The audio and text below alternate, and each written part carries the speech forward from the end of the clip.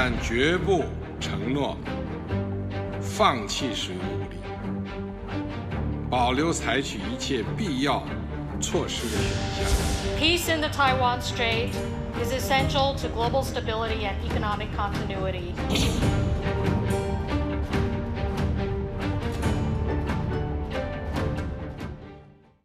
자, 얼마 전에요. 케빈 김 주한 미국 대사 대리가 한국과 미국, 그러니까 우리나라와 미국이 직면한 도전 과제로 서해를 콕 집어서 언급하면서 이거 사실상 중국을 겨냥한 거다 이런 메시지를 내놔서 논란입니다. 한번 들어볼까요?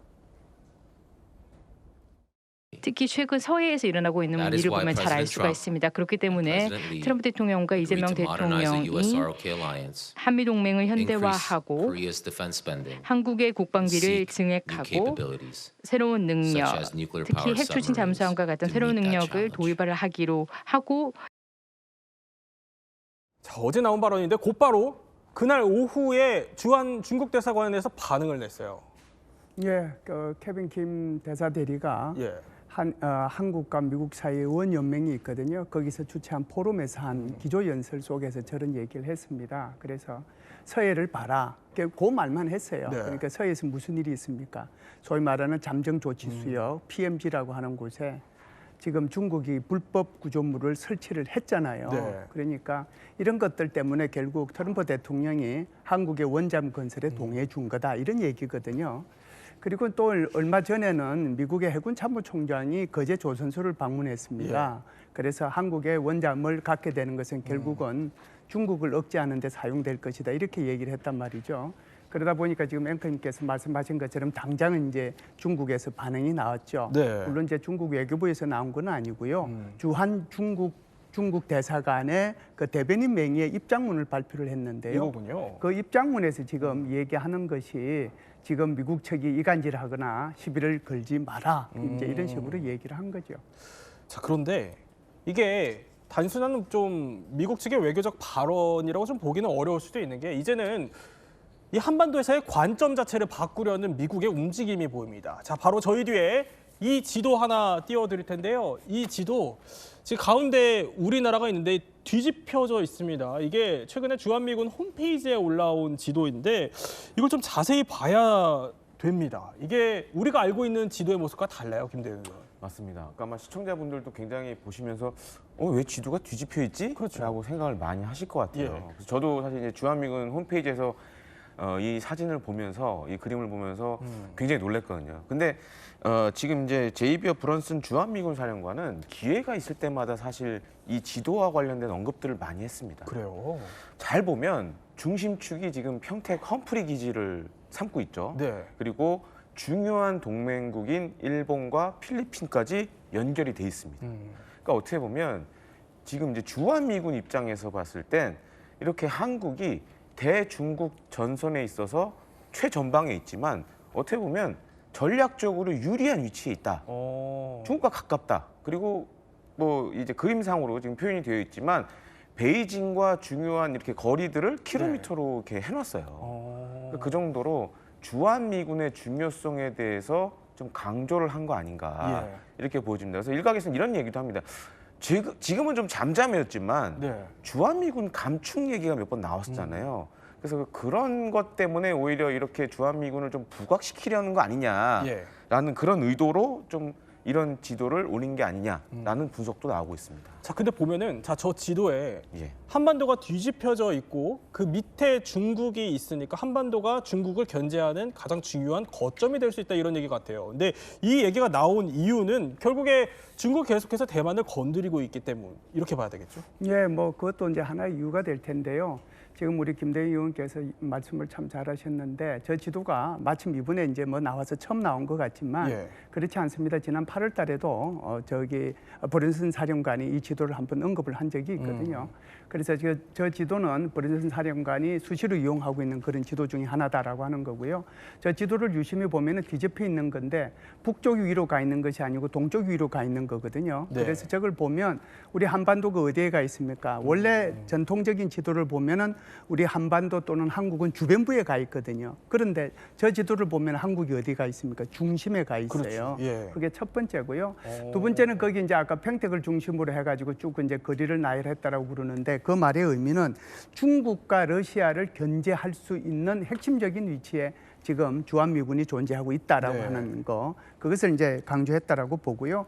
그래서 저것에 대한 어떤 전략적 유연성 그런 것들이 훨씬 더 필요하지 않느냐. 이미 주한미군은 지금 중국이 얘기하는 A2AD, 그러니까 접근 거부하고 그 안에서 활동을 마음대로 하지 못하는 그 선 안에 이미 들어와서 활동을 하고 있다. 그것을 강조하는 거고요. 세 번째는 지금 이제 그 라인을 지금 네트워크를 해가지고 삼각형으로 보여주는데 저게 한국, 일본, 필리핀이잖아요. 삼각형. 그래서 이거요. 그렇죠. 저것이 이제 바로 러시아하고 중국을 견제하는 그런 네트워크 역할을 하니까 이런 세 나라의 그런 협력 관계가 필요하지 않느냐. 그래서 저 그림은 단순한 시각적 변화 이걸 넘어서 소위 말하는 이제 한반도의 위치의 중요성 그리고 주한미군의 중심성 이런 것들을 강조한 어떤 전략적 메시지를 내보낸 거다 이렇게 봅니다.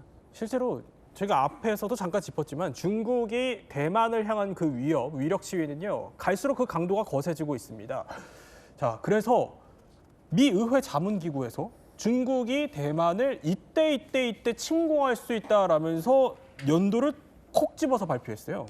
맞습니다. 그래서 이제 미중 경제 안보 검토위원회에서 세 개의 해를 이렇게 선택해서 지금 공개를 했습니다. 첫 번째 나온 게 2027년인데 그럼 2027년 도대체 무슨 해이길래 이때 침공을 한다는 거냐라고 이제 생각하실 수가 있는데 2027년이 사실 이제 중국 인민해방군 입장에서 굉장히 중요한 해입니다. 왜냐하면 창군 100주년이 되는 해예요. 그래서 실제로 이제 시진핑 국가주석이 등극하고 나서 중국 인민해방군에 얘기했던 게 27년까지 세계적 수준의 군대로 양성이 돼야 된다. 그러니까 이제 미국과 버금가는 군사력을 갖춰야 된다라는 얘기를 했고요. 또 한 가지로는 지금 2035년도 나오고 있습니다. 2035년은 이것도 이제 군 현대화나 이런 것들이 이제 다 언급이 돼 있고 또 한 가지는 중국 본토와 대만을 연결하는 고속철도 계획도 완성을 하겠다. 그다음에 2049년은 중화민국의 위대한 부흥을 달성하겠다고 이제 시진핑 국가주석이 얘기한 시점입니다. 근데 저는 개인적으로 봤을 때는 2028년이 유력하다고 봐요. 왜요? 왜냐하면 27년은 중국 인민해방군의 100주년 창군이라는 그런 해가 있고 우리가 여기서 언급은 안 되는데 2029년이 굉장히 중요합니다. 그러니까 2029년이 중화인민공화국이 만들어진 지 80주년이 되는 해예요.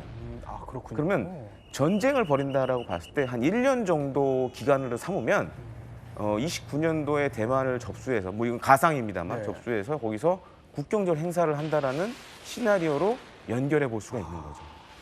그런데 이미 무력 침공설만 나오는 게 또 아닙니다. 이미 중국이 보이지 않는 침공을 시작한 거 아니냐 이런 분석들이 나온다고 하는데 일단 영상부터 하나 볼까요?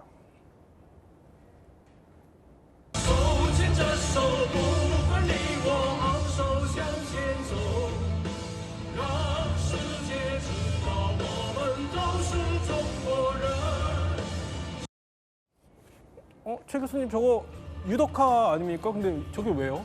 예. 그 화면에 보고 계신 이제 홍콩의 유명 가수이자 배우인 이제 유덕화의 작년 11월 이제 대만 콘서트 장면인데요. 이제 중국인이라는 제목의 노래를 부르는데 이 가사 자체가 이제 우리의 지금 MZ 세대들 용어인 이제 국뽕 일종의 그러니까 이제 중국 국민들로 하여금 이러한 중국 국뽕을 불러일으킬 수 있도록 그러한 그런 가사 자체가 일종의 중국 정부의 이러한 통일 전선술 그래서 중국 정부의 이러한 공작들이 이런 유덕화 같은 유명 배우에 의해서 또 가수에 의해서 이런 것들이 보여지고 있다. 그래서 이제 이에 대한 또 이제 우려를 하고 있는 것이죠. 그러니까 애국심을 불러일으키는 노래를 대만에서 불렀군요. 그렇습니다. 자, 이런 의도면은 최 교수님 대만이 난리가 나겠는데요. 그래서 이제 누리꾼들 사이에서도 이 콘서트장에서 이 노래로 좀 갑론을박이 벌어졌어요. 그래서 이러한 정치 공작 수단으로 홍콩의 유명 배우가 또는 가수가 이렇게 노래를 부름으로써 이러한 정치 공작에 휘말리려 드는 것에 대해서 좀 비판적인 의견을 제기하는 설도 있었고 한편으로는 이 부분에 대해서는 정확한 팩트 체크가 안 되었고 이제 어떤 의혹에 불과하기 때문에 너무 이러한 어떤 양안 갈등에 휘말리지 않도록 이런 부분들은 또 그냥 단순히 노래는 노래일 뿐이니까 정치화하거나 너무 그러한 비판적인 우려의 시각으로 바라보는 것도 좀 신중해야 된다라고 하는 그런 의견도 있었습니다. 그러니까 저런 사례까지 거론되면서 지금 양안 갈등 속에서 문화 침공까지 일어나는 거 아니냐라는 얘기들이 나오는 겁니다. 그런데 친중 논란을 빚은 스타가 또 있습니다. 바로 우리에게 굉장히 액션 스타로 친숙한 성룡인데요. 자, 성룡 발언 한번 들어볼까요? 但是我也很羡慕你们是党员，就觉得共产党真的太伟大了，我也要做党员。 아니, 여러분이 공산당원이라 부럽다. 이건 무슨 얘기예요? 그러니까 우리나라에서도 인지도가 꽤 높은 네. 홍콩 배우죠. 성룡의 저런 언급들이 있었는데 사실 성룡은 사실 홍콩 내에서도 많은 좀 의견들이 있습니다. 왜냐하면 뭐 기억들 하실 겁니다. 네. 홍콩에서 그 자유민주화 운동이 있었을 때도 그때도 침묵을 지켰고 그리고 성룡 같은 경우에는 이제 중국에서 어떻게 보면 이 문화 예술 시장이 굉장히 커졌잖아요. 경제 발전하면서 예. 어떻게 보면 그런 성과를 가장 많이 얻어간 연예인 중에 한 명이에요. 그래요. 그러다 보니까 약간 친공산당적인 언행들을 많이 해왔고 실제로 관련 영화들에도 많이 등장을 했었습니다. 그래요. 그래서 그런 정도로 그다음에 이제 저런 대만 자유 지나친 혼란으로 뭐 연결이 된다. 네. 그러니까 어떻게 보면 굉장히 이제 반대만적인 발언도 했고 어떻게 보면 친공산당적인 발언을 계속 이어가고 있습니다. 그런 것 때문에 네. 그런 것 때문에 사실 이제 뭐 중국 외에서도 상당히 비판이 많고 대만, 홍콩에서도 사실 이제 옛날 같지는 않은 것 같아요. 그래요, 분위기가. 그렇다 보니까 뭐 이런 필두에 서는 거 아니냐 여러 가지 뭐 유덕화, 성룡 이런 의혹들이 나온다는 겁니다. 그러면 최 교수님 혹시 물론 유덕화, 성룡은 아직 의혹 단계일 뿐이지만 이런 흐름이 점점 거세질수록 이제 양안 갈등이 고조화될수록요. 여기 혹시 참여하지 않게 되는 스타들은 어떻게 될까요? 실제 사례가 있는데요. 이제 우리에게도 잘 알려진 이제 주윤발, 그래서 저우룬파라고 중국명 이름이 있는데 2014년 이제 홍콩 자유화 시위 운동에 대해서 그때 당시에 이제 이를 옹호하는 홍콩 출신 연예인들 47명이 성명을 발표했는데 이때 이러한 그 시위에 동조했던 연예인들에 대해서 중국 정부가 당시 일종의 블랙리스트를 작성했습니다. 그래요. 그래서 실제로 이들에 대한 활동을 홍콩으로만 국한하고 중국에서의 이런 활동들 제한할 수 있다라고 했는데 당시 주윤발은 그러면 본인은 돈을 덜 벌면 된다. 네. 그러면서 또 강력하게 반발을 했는데 실제로 이들 연예인들에게도 이러한 중국 정부의 어떤 압력이나 압박 이런 부분들이 작용했다고 볼 수 있겠죠. 당시 또 그런 의혹이 일었던 거군요. 자, 결국에 이렇게 어떻게 보면은 중국이 대만을 향한 압박이 뭐 문화, 군사적으로까지 동시에 이제 확대가 되기 시작한 겁니다. 그러다 보니까 중국의 대만 침공 가능성을 염두에 둔 시나리오까지 곳곳에서 등장하고 있습니다. 그래서 이번에는요.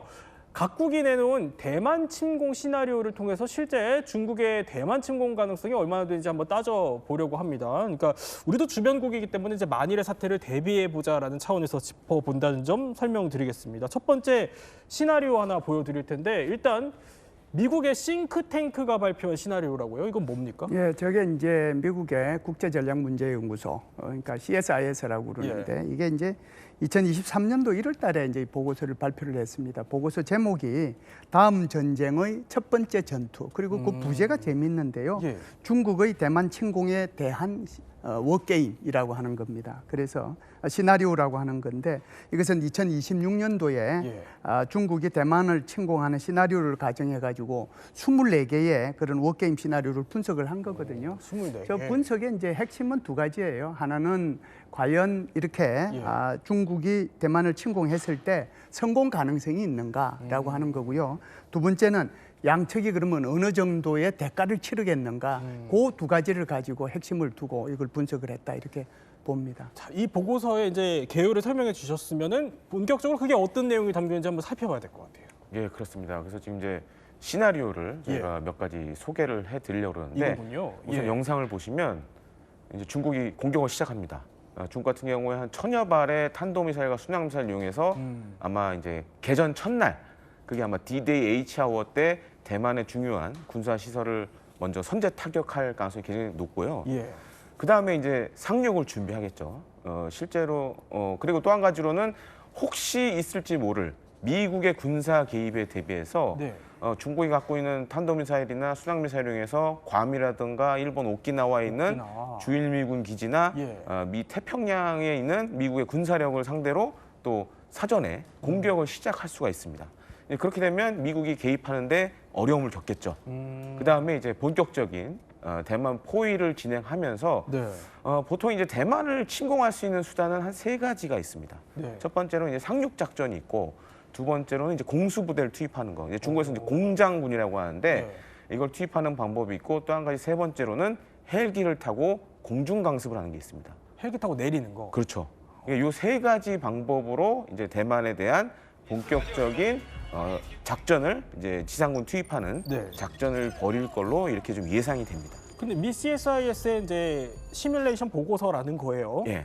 근데 보면은 그러니까 중국이 엄청난 공격을 하는 거예요. 이게 개전 초기에. 그런데 그 이후에도 전선 확대를 하기까지는 좀 어려움을 겪을 수 있다라는 게 보고서 내용이라면서요. 맞습니다. 그러니까 저도 사실 이제 대만을 여러 차례 가봤는데 예. 그런 상륙 작전과 관련된 거에 관련돼서 이제 대만 현지 지형을 많이 봤어요. 근데 한 가지 문제가 대만에 상륙할 수 있는 지역 자체가 갈수록 줄어듭니다. 왜냐하면 보통 이제 해수욕장을 대상으로 상륙 작전을 하려고 중국군이 계획을 하고 있어요. 네. 근데 이제 대만군도 알죠. 그러니까 준비를 다 해놨고 또 한 가지로는 우리나라도 같은 문제가 있지만 어떻게 보면 이제 해안의 모래선이 이렇게 침하된 현상들이 생기잖아요. 네네. 그게 다 있어요 지금. 그렇게 되면 사실 이제 상륙 작전은 많은 상륙 그 작전 지역을 확보해야 되는 문제가 있습니다. 근데 그렇게 되면 이제 저런 지반 침하나 이런 것도 생기면 사실 쉽지가 않아지는 거죠. 그리고 대만군도 저도 수차례 이제 항공연수 가봤지만 늘상 하는 훈련이 저런 거예요. 그러니까 대상륙 작전, 그러니까 대공수 작전, 대공정 작전 뭐 이런 것들만 위주로 하고 있어서 실제로 일어나면 굉장히 다른 변수들이 많다. 그러니까 이제 CSIS도 대만 침공 시에 어쩌면 막대한 비용을 치르고 실패할 수도 있다라고도 지금 예측을 하고 있습니다. 그래도 중국이 저렇게까지 공격을 하면은 최길 교수님, 대만도 반격을 하지 않겠어요? 예, 이 공개된 시나리오에 기준해서 말씀드리면 이제 대만도 반격에 나섭니다. 근데 이제 대만의 반격의 핵심은 일본 자위대의 지원을 받는 이제 미군의 잠수함과 전투기 등이 출격을 하게 되고요. 그리고 이러한 타이완 이제 대만 지상군의 이제 본격적인 반격에 따라서 이제 그 상륙된 중국군의 그러한 이제 규모를 축소시키면서 이제 중국군이 이제 본토로 후퇴하는 그런 시나리오를 갖고 있죠. 지금 보면은 일본 쪽도 선이 그어져 있거든요. 저건 어떻게 봐야 될까요, 최 교수님?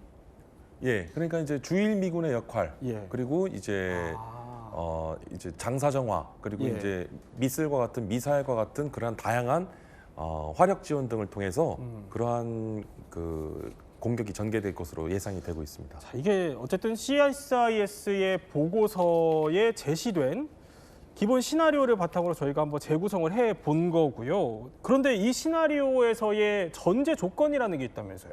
맞습니다. 우선 어떻게 보면 이제 대만에 유리해야 되는 그런 조건 중에 하나인데 우선은 대만의 지상군이 중국군이 해안의 교두보를 확보하는 것을 막을 수 있어야 된다. 그다음에 두 번째로는 미군이 작전 위에서 일본 내 기지를 이용해야 된다. 그러니까 사실 지금 대만에서 가장 가까운 데는 앞서도 제가 말씀드렸죠. 이제 오키나와라든지 일본 내 여러 미군 기지들이 있거든요. 사실 그게 이제 우리가 생각하는 유엔사 기지들하고 많이 겹칩니다. 그것도 있고 그다음에 미국이 중국해군을 원거리에서 일제히 대규모 공격할 수 있도록 장거리 대함 미사일을 지금보다 많은 양을 보유를 해야 된다라는 또 얘기가 있고요. 그러니까 이렇게 될 경우에는 사실 중국이 대만을 침공하더라도 사실 뼈아픈 패배와 함께 침공 작전 자체가 좌절될 수 있다. 좌절. 예, 그렇게 지금 언급을 하고 있습니다. 그러니까 이 보고서의 끝은 결국에 중국이 대만 침공에 실패한다는 얘기네요. 네, 뭐 그런 내용이죠. 그런 내용인데 여기에 이제 관련되는 국가가 중국만 있는 것이 아니고 그 대상된 대만일 거고 여기에 이제 개입하는 국가가 두 나라가 있잖아요. 미국과 일본이 있을 텐데 각각 엄청난 피해를 입습니다. 간단히 말씀드리면 중국 같은 경우는 침공 실패하죠. 그리고 해군은 괴멸을 합니다. 그래서 사실상 상륙 작전에 실패를 하게 되고요. 손실은 한 10,000명. 포로는 아주 수만 명이 될 거다라고 보고요. 전투기 155대, 함정 138척이 손실될 거다라고 봅니다.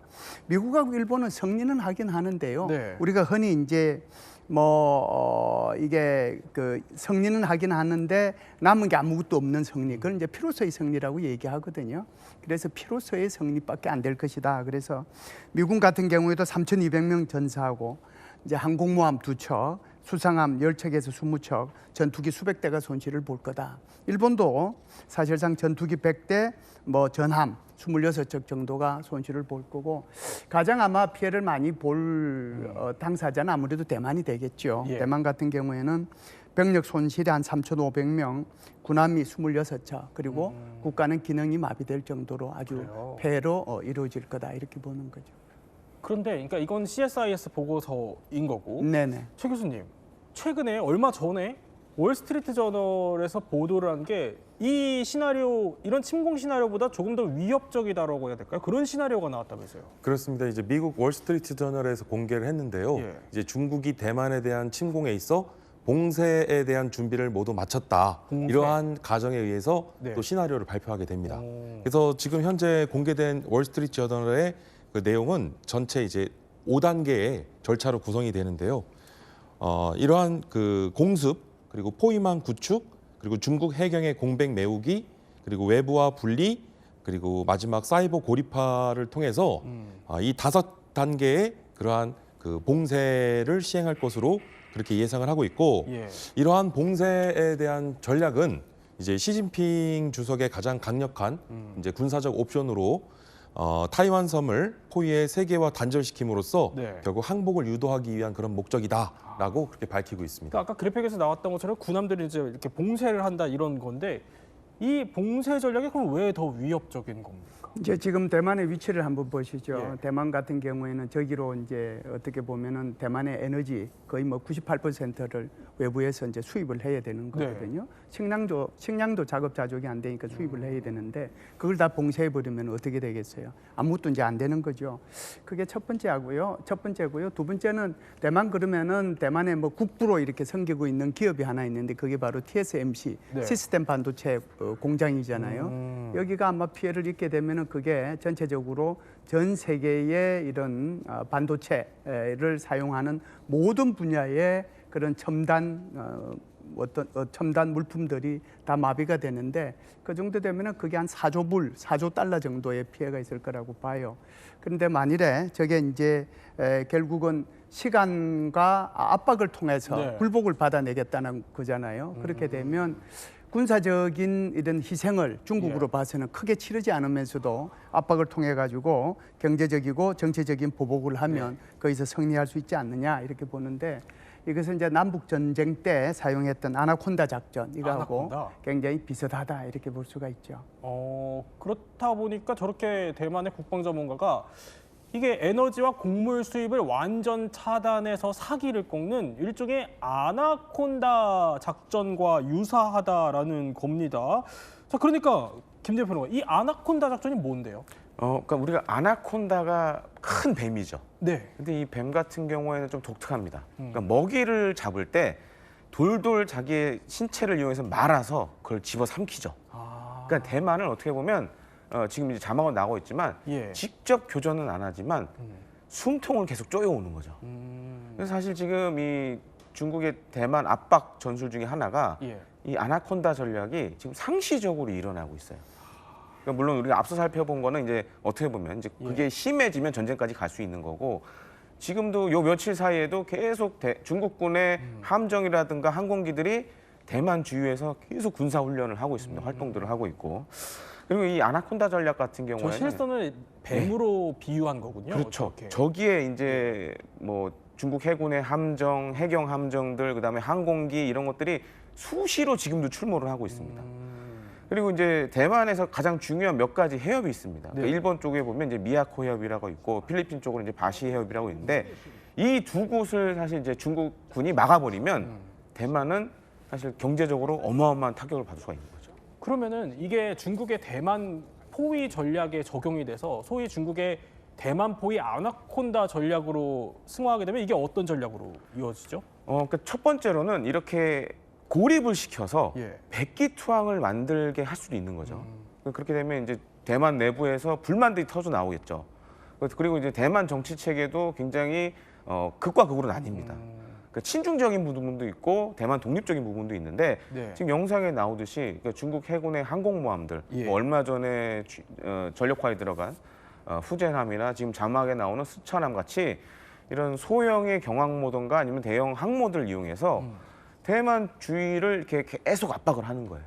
그런 식으로 하다 보면 대만 내에서도 국민들의 여론이 나뉠 수가 있겠죠. 그럼 내부적으로 또 혼란이 올 수도 있고, 특히 지금 이제 새로 건조한 이 신형 대형 상륙함, 스촨함 같은 경우에는 드론을 또 대량 탑재하게끔 이렇게 설계를 했습니다. 그렇군요. 그래서 지금 진수식 장면이 나오고 있는데, 그러니까 저 지금 안 그래도 중국 같은 경우에는 드론에 있어서 사실 미국 다음으로 많은 수를 군용으로 운영하고 있고, 이런 드론들도 전선으로 보내면 사실 대만을 고립시키는 건 더 쉬워지는 거죠. 그러니까 대만 고립을 소위 아나콘다처럼 하겠다라는 구상, 이 중국의 전략이 있으면은 미국도 무슨 전략이 있지 않겠어요? 예, 그래서 지옥도 전략이라고 하는데요.